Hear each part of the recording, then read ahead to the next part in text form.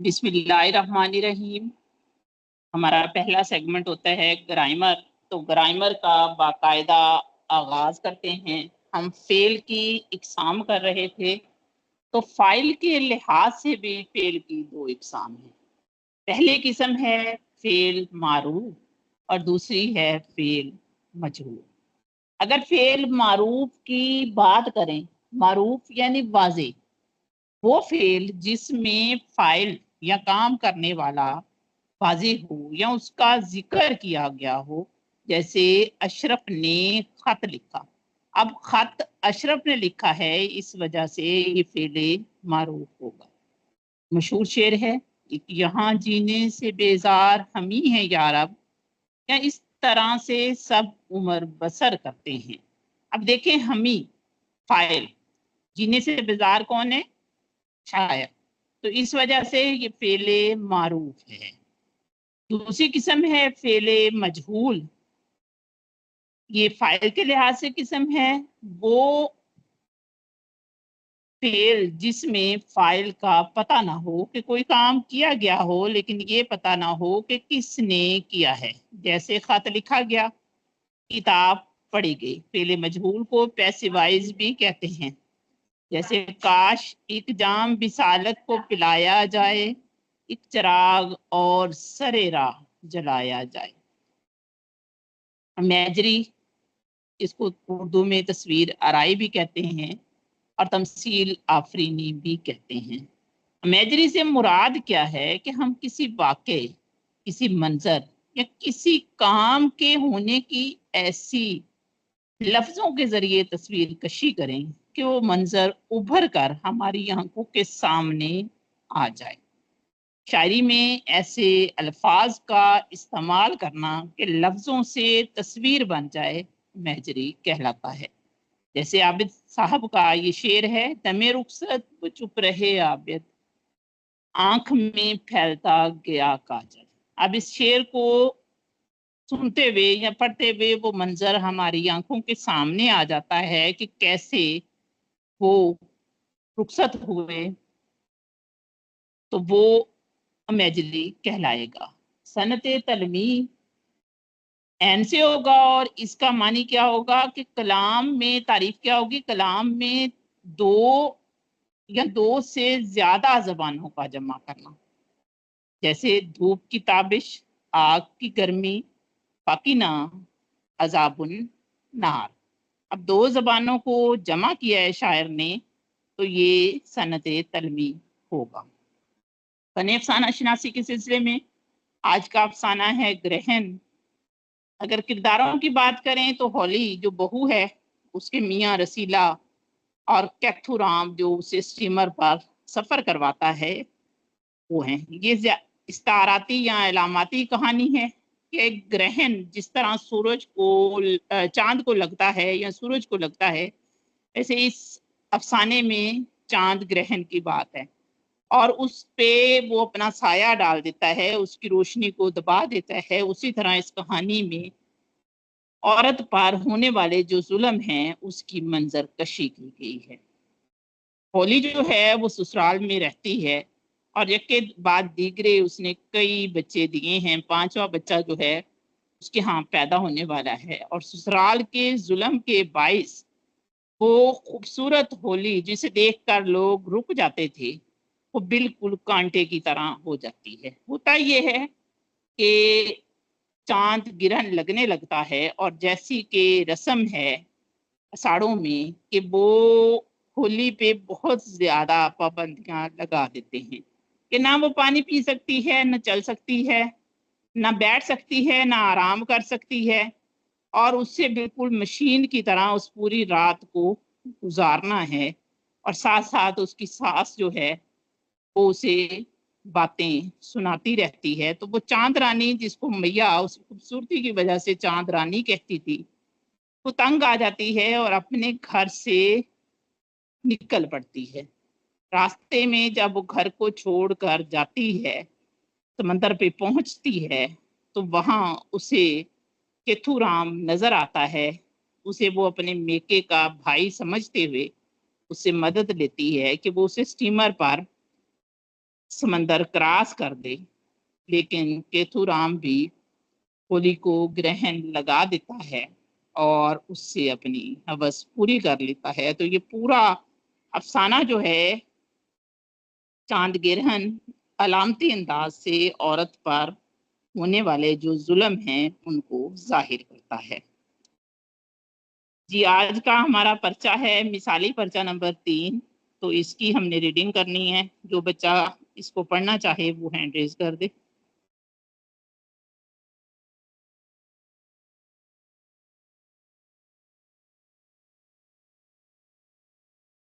जी, मोहम्मद जवाद साहब। अस्सलाम वालेकुम मैम। वालेकुम अस्सलाम।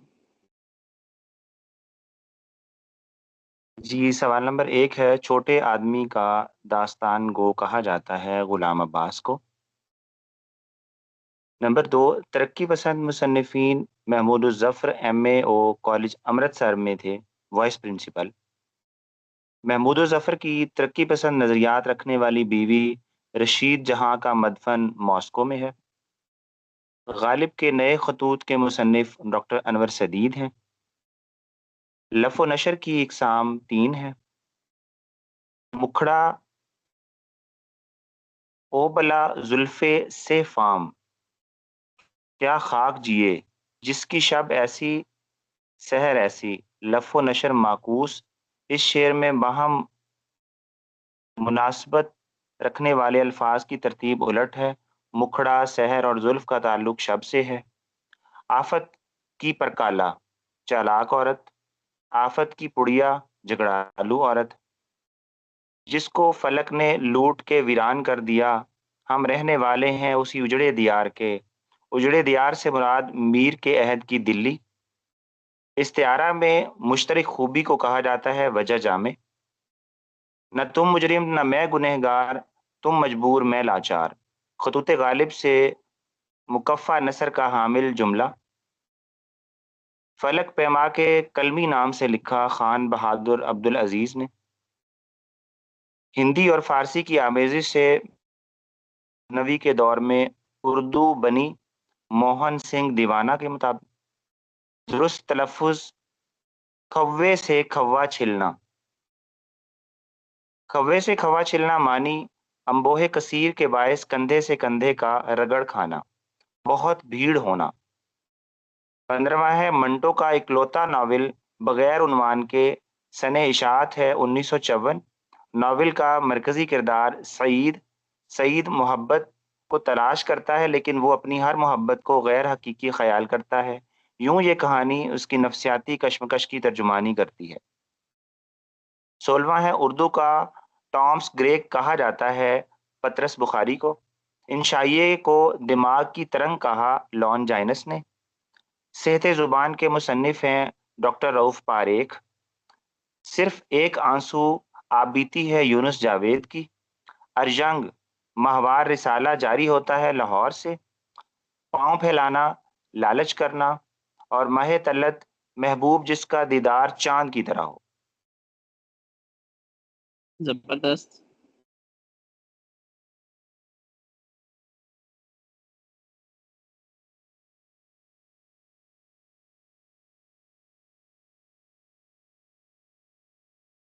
जी सर, पहले उर्दू जनरल ही करवानी है ना?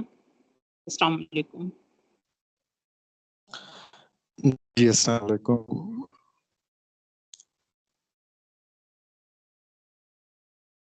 जी उर्दू जनरल पहले पढ़ लेते हैं तो ये पेज कोई मेंबर रिवाइज कर दे, क्योंकि मैं समझता हूँ रिवीजन बहुत ज़रूरी होती है। रिवीजन पर इतना टाइम भी नहीं खर्च होता। तो अगर मिस रुखसाना साहब मौजूद हैं तो वो इसको रिवाइज कर दें, जस्ट सवाल पढ़ें और उसका दुरुस्त जवाब दें। उसके बाद फिर मैं लेक्चर देता हूँ। जी मिस रुखसाना। जी अस्सलाम वालेकुम। वालेकुम अस्सलाम। सर कैसे हैं आप? जी मैं ठीक ठाक हूँ। پہلا سوال ہے مثنوی سیف الملوک و بدیع الجمال کا قصہ کس سے ماخوذ ہے؟ سی آپشن درست ہے، الف لیلا و لیلا۔ دوسرا سوال ہے صبرس کس کی فرمائش پر لکھی گئی؟ تو یہ عبداللہ قطب شاہ کی فرمائش پر لکھی گئی۔ ان میں سے کون سا بیان درست ہے؟ تو بی آپشن ٹھیک ہے، قدم راؤ پدم راؤ فخر الدین نظامی کی تصنیف ہے۔ چوتھا سوال ہے اردو میں غیر مذہبی نثر کی سب سے پہلے مکمل نمونے کے طور پر کس تصنیف کا نام دیا جاتا ہے؟ تو ڈی آپشن ٹھیک ہے، صبرس۔ پانچواں سوال ہے یہ کس کا خیال ہے کہ لٹریچر کی سب سے بڑی خوبی یہ ہے کہ وہ جذبات انسانی کو حرکت میں لائے؟ تو یہ کہنا ہے نیاز فتح پوری کا۔ چھٹا سوال ہے روشن ہے اس طرح دل سوزاں میں داغ ایک، اجڑے نگر میں جیسے جلے ہے چراغ ایک، یہ شعر کس کا ہے؟ یہ شعر میر تقی میر کا ہے۔ ساتواں سوال ہے جدیدیت کی فکری بنیادوں میں کس فلسفے کا خاص کردار ہے؟ وجودیت کا۔ آٹھواں سوال ہے صبرس میں دل کا جاسوس کون ہے؟ تو نظر جو ہے وہ دل کا جاسوس ہے۔ نواں سوال ہے کس شاعر نے مختلف علوم و فنون کی اصطلاحات کو بڑی خوبی کے ساتھ اپنے قصائد میں برتا ہے؟ تو اس کا جواب ہے ذوق۔ 10واں سوال ہے کس شاعر کو تاریخ گوئی پر بھی ملکہ حاصل تھا؟ مومن خان مومن۔ کلام اقبال میں لالا کا ذکر پہلی بار کہاں ملتا ہے؟ تو بانگے درا کی غزل میں لالا کا ذکر ملتا ہے۔ 12واں سوال ہے نذیر کا دماغ چھوٹا اور تجربہ محدود ہے، یہ کس کا قول ہے؟ شمس الرحمن فاروقی کا۔ 13واں سوال ہے ان میں سے کون سی داستان لکھنؤ میں لکھی گئی؟ تو فسانہ آزاد جو ہے وہ لکھنؤ میں لکھی گئی۔ 14واں سوال ہے کھڑی بولی کے مقابلے میں شورنی اب برنے اور پراکرت کس کی سچی جانشین ہیں؟ تو اس کا جواب ہے برج پاشا۔ 15واں سوال ہے کھڑی بولی کس علاقے کی بولی ہے؟ تو یہ شمالی ہندوستان میں دلی کی جنوبی علاقوں کی بولی ہے۔ جی جزاک اللہ۔ انشاءاللہ دوسرا جو پرچہ ہے اس کے بھی کچھ سوال پڑھ دیں جہاں تک سر پڑھا چکے ہیں۔ جی میم۔ شیئر کر لیں سکیں۔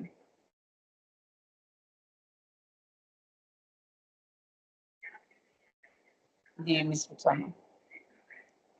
کلیم الدین احمد کی تنقید پر کس مغربی نقاد کا اثر ہے؟ تو یہ ہے ایف آر لیوس۔ 17واں سوال ہے ڈرامہ انارکلی میں انارکلی کا اصل نام کیا ہے؟ نادرہ۔ 18واں سوال ہے غالب کے خطوط کا پہلا مجموعہ کون سا ہے؟ عود ہندی۔ اپنی نظموں میں جمن وفاقی سلو اور بدو جیسی علائم کا استعمال کس نے کیا ہے؟ تو اکبر الہ آبادی نے۔ مثنوی قدم راؤ پدم راؤ کی حیثیت میں قدم راؤ کی حیثیت کیا ہے؟ راجا کی۔ 21واں سوال ہے ان میں سے کس شاعر کا تعلق بہمنی دور سے نہیں ہے؟ تو ملک خوشنود۔ اسد اللہ کس دکنی شاعر کا اصلی نام تھا؟ تو یہ ملا وجہی کا اصل نام ہے۔ 23واں سوال ہے مثنوی پھول بن میں بادشاہ خواب میں کس کو دیکھتا ہے؟ تو درویش کو دیکھتا ہے۔ ان میں سے کون سا شاعر عبداللہ قطب شاہ کے دربار کا ملک الشعراء تھا؟ تو غواصی۔ جی میم۔ بس یہ کافی ہے، یہی آج پڑھنا ہے۔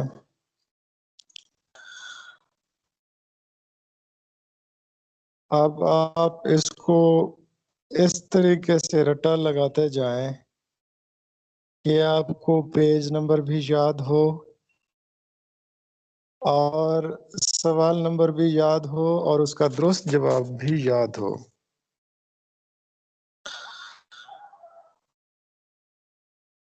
آج 2-3 ٹاپکس تھے جن پر لیکچر دینا تھا۔ صبح میرا موڈ بنا کہ آج غالب کی پینشن کو ڈسکس کرتے ہیں، پینشن کا جو معاملہ تھا۔ اس کے بعد پھر بانو قدسیہ کا چہار چمن جو 4 ناولٹس کا مجموعہ ہے اس کو ڈسکس کرنے کا پروگرام تھا۔ اس کے بعد میرے پاس تیسرا آپشن یہی تھا کہ جس ترتیب سے ہم چل رہے ہیں اردو جنرل بھٹی سنس وہ بھی ملائیں. تو اسی سلسلے میں آج ہمارا جو سوال ہے، سوال یہ تھا کہ ان میں سے کون سے شاعر عبداللہ قطب شاہ کے دربار کے ملک الشعراء تھے. ملک الشعراء آپ سب کے علم میں ہے کہ ایک شاہی خطاب ہے. یہ مختلف شعراء کو دیا گیا تھا. ملک الشعراء شاعروں کا بادشاہ، شاعروں کا چیف بھی کہہ سکتے ہیں. تو اس کا درست جواب ہے غواصی. غواصی کے متعلق پڑھتے ہیں. آپ سب کے علم میں ہے کہ دکن میں ایک بہمنی سلطنت تھی. جب بہمنی سلطنت ٹوٹی تو 5 ریاستوں میں تقسیم ہوئی تھی. کچھ لوگ کہتے ہیں کہ 11 ریاستوں میں تقسیم ہوئی تھی، لیکن زیادہ تر مورخین کا اتفاق ہے کہ بہمنی سلطنت 5 چھوٹی چھوٹی ریاستوں میں تقسیم ہوئی تھی.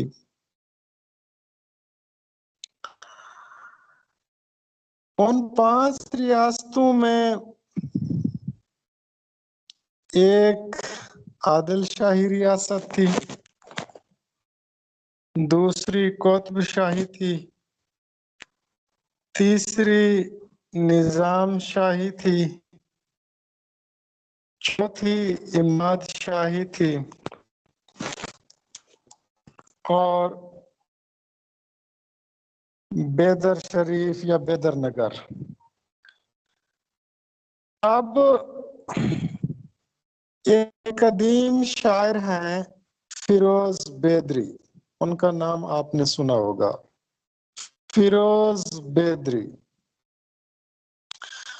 فیروز بیدری جن کا تعلق بیدر نگر سے تھا، کہتے ہیں کہ اردو کی پہلی منظوم سوانح عمری بھی فیروز بیدری نے لکھی تھی، جس کا نام پارت نامہ تھا، جس میں 121 اشعار تھے جو حضرت عبدالقادر جیلانی کی سوانح عمری تھی. فیروز بیدری کو گولکنڈا کا بلکہ گولکنڈا کا شاعر سمجھا جاتا رہا تھا، کیونکہ فیروز نے بیدر نگر کو چھوڑ کر ریاست گولکنڈا میں سکونت اختیار کر لی تھی. اسی طرح کی صورتحال غواصی کے ساتھ بھی ہے. غواصی پر ڈاکٹریٹ لیول کا کام کیا گیا ہے ریسنٹلی. پروفیسر محمد علی اثر نے غواصی شخصیت اور فن کے نام سے ان پر کام کیا ہے، اپنا ڈاکٹریٹ کا مقالہ مکمل کیا ہے. اسی طرح غواصی کا نایاب کلام یہ بھی 2009 میں ترتیب دیا گیا. اگر تحقیق کی روشنی میں دیکھا جائے تو غواصی کا نام عبداللطیف تھا. غواصی کا اصل نام عبداللطیف تھا. ان کی کنیت ابو محمد تھی. جدید ترین تحقیق کے مطابق غواسی کا اصل وطن بھی بیدر نگر تھا، جیسے فیروز جس نے پرتنامہ منظوم سوانح عمری لکھی ہے، اس کا بھی جو اصل وطن تھا، اصل مسکن تھا، وہ بیدر نگر تھا۔ کہ 5 ریاستیں بنی تھی نا، ان میں سے ایک بیدر نگر بھی تھی۔ تو غواسی بھی جدید تحقیق کے مطابق بیدر نگر کا شاعر تھا۔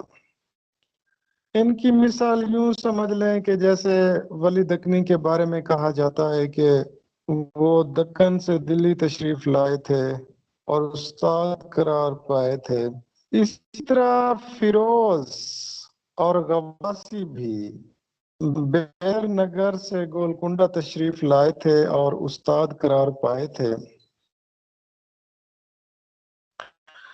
ہم کہہ سکتے ہیں غواسی کا دوسرا وطن تھا وہ گولکنڈہ تھا۔ غواسی کلی قطب شاہ کے عہد میں گولکنڈہ چلا آیا اور اگر قطب شاہی کے اولین شعراء کو دیکھا جائے، فیروز، محمود، ملا خیالی، ان کا تعلق بھی ریاست گولکنڈہ سے تھا۔ یہ تینوں شاعر ابراہیم قطب شاہ کے عہد سے تعلق رکھتے ہیں، اور یہ جو فیروز ہے یہ بھی ابراہیم قطب شاہ کے عہد میں گولکنڈہ میں تشریف لے آئے تھے۔ خیر، ہم کہہ سکتے ہیں کہ جو غواسی ہے اس کا اصل وطن تو بیدر نگر تھا، لیکن پھر وہ گولکنڈہ تشریف لائے۔ گولکنڈہ میں قطب شاہی خاندان حکمران تھا۔ ان میں سے ایک بادشاہ تھا جس کا نام تھا عبداللہ قطب شاہ۔ عبداللہ قطب شاہ نے تقریباً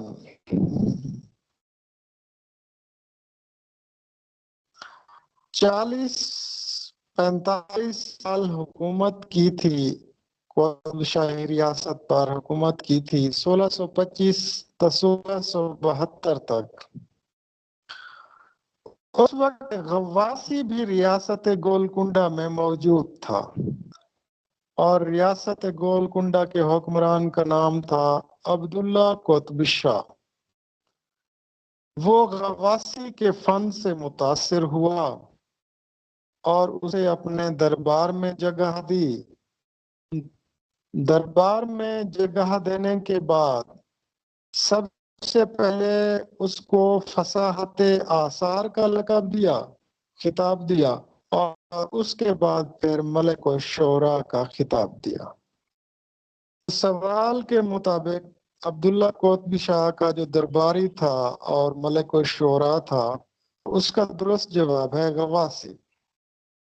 غواسی کے متعلق میں نے آپ کو بتا دیا ہے کہ ان کا اوریجنل جو مسکن تھا، جو ان کا اصل مسکن تھا، وطن تھا، وہ بیدر نگر تھا، لیکن یہ کلی قطب شاہ کے عہد میں تشریف لائے، عبداللہ قطب شاہ کے عہد میں ملک الشعراء قرار پائے، فصاحت آثار اور ملک الشعراء کے خطابات سے ان کو نوازا گیا تھا۔ اب ہوا یہ کہ ریاست گولکنڈہ کا ایک وفد ریاست بیجا پور کی طرف روانہ کیا گیا تھا۔ اس وفد میں یہ غواسی بھی شامل تھے۔ اکثر طالب علم پریشان رہتے ہیں کہ سر کسی جگہ لکھا ہوتا ہے کہ غواسی گولکنڈہ کا ہے اور کسی جگہ لکھا جاتا ہے کہ بیجا پور کا ہے، تو بنیادی طور پر یہ بیدر نگر کے رہنے والے تھے سلطان عبداللہ قطب شاہ نے جو گولکنڈہ کے بادشاہ تھے ان کو اپنا درباری شاعر بنایا، اور پھر 1635 میں یہ شاہی سفیر بن کر ریاست بیجاپور تشریف لے گئے تھے۔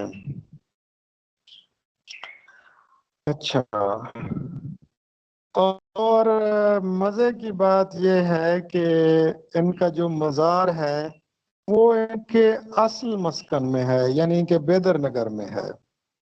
بیدر نگر میں پیدا ہوئے اور ان کا مزار بھی بیدر نگر میں ہے۔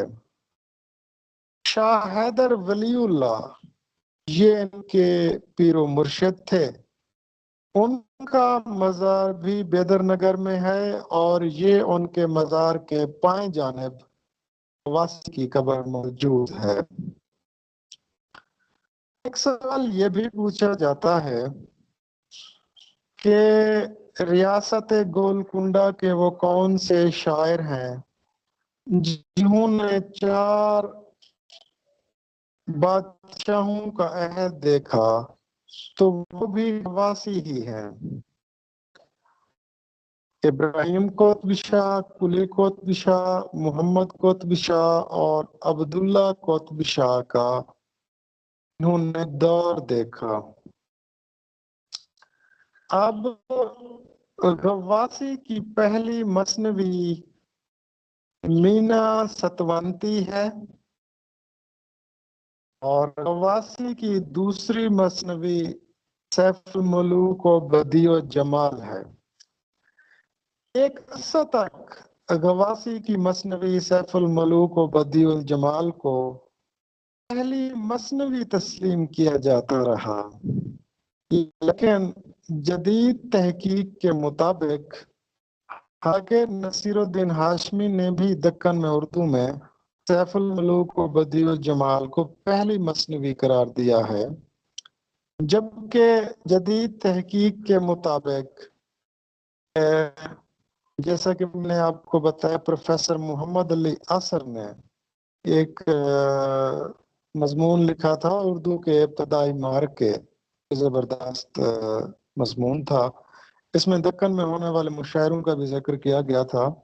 تو وہ کہتے ہیں کہ مینا ستونتی کی جو ہے غواصی کی پہلی مثنوی ہے، اور ڈاکٹر محمد یعقوب عامر نے بھی یہی کہا ہے کہ مینا ستونتی غواصی کی پہلی مثنوی ہے، جبکہ سیف الملوک بدیع الجمال یہ غواصی کی دوسری مثنوی ہے۔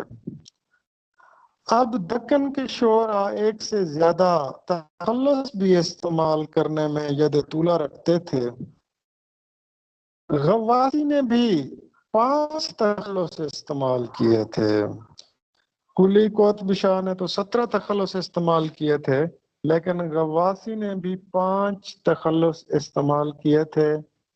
ایک غواص بغیر شد کے، دوسرا غواص شد کے ساتھ، تیسرا غواصی شد کے ساتھ، چوتھا غواصی غیر شد کے ساتھ، پانچواں غواصیہ۔ پروفیسر محمد علی اصغر کہتے ہیں کہ غواصی دبستان دکن کا سب سے بڑا شاعر ہے، اور وہ کہتے ہیں کہ غزل کے میدان میں قطب شاہی عہد کا کوئی شاعر اس کا مقابلہ نہیں کر سکتا، اور یہ بھی کہا جاتا ہے کہ ولی دکنی نے بھی غواصی کی غزل گوئی کی پیروی کی تھی۔ غواصی نے چھوٹی بہن کا استعمال کیا تھا، اور مقامی عناصر بھی اس کی شاعری میں بہت زیادہ ملتے ہیں۔ تو آپ اس کی مزید شاعری بھی پڑھ سکتے ہیں، اور پروفیسر محمد علی اصغر کی رائے بھی اس کے متعلق پڑھی جا سکتی ہے۔ اور یہ کہا جاتا ہے کہ ملک و شورا غواسی یہ عبداللہ قطب شاہ کے عہد میں ان کا مشیر بھی تھا، اور ان کے کلام میں اس عہد کے سماجی حالات کا بھی تذکرہ ملتا ہے، خاص طور پر حکومتی بد انتظامی، رشوت خوری، نظم و نسق پر بھی انہوں نے تنقید کی تھی۔ اب یہ بات کنفرم ہو چکی ہے کہ غواسی کا آبائی وطن بیدر شریف تھا، پھر یہ گولکنڈہ تشریف لائے، اور اس کے بعد پھر یہ گولکنڈہ میں عبداللہ قطب شاہ کے درباری شہر بنے، جہاں سے ان کو ملک و شعراء کا خطاب ملا۔ تو اس طریقے سے غواسی کے بارے میں ہماری تمام معلومات مکمل ہوئی۔ حالانکہ اس بارے میں بہت کچھ بتایا جا سکتا تھا، لیکن ہماری ایک پرانی ممبر نے کہا کہ سر آپ اتنا زیادہ تفصیل نہ بتایا کریں، کیونکہ اتنی زیادہ تفصیل نہ انٹرویو میں پوچھی جاتی ہے نہ ٹیسٹ میں۔ اصل میں پڑھنے کا مقصد آپ لوگوں نے غلط سلیکٹ کیا ہوا ہے۔ پڑھنے کا مقصد یہ ہے کہ آپ اپنی گرومنگ کر کے جائیں۔ جب آپ اپنے آپ کو ویل گروم کریں گے، اس کے بعد پھر ریزلٹ دیکھیے گا۔ خیر، اب میری کوشش ہوگی کہ مختصر اور جامع پڑھایا جائے۔ اس کو بھی مختصر نہیں کہہ سکتے، کیونکہ آپ دیکھیں 40 منٹ تو ہو چکے ہیں۔ جی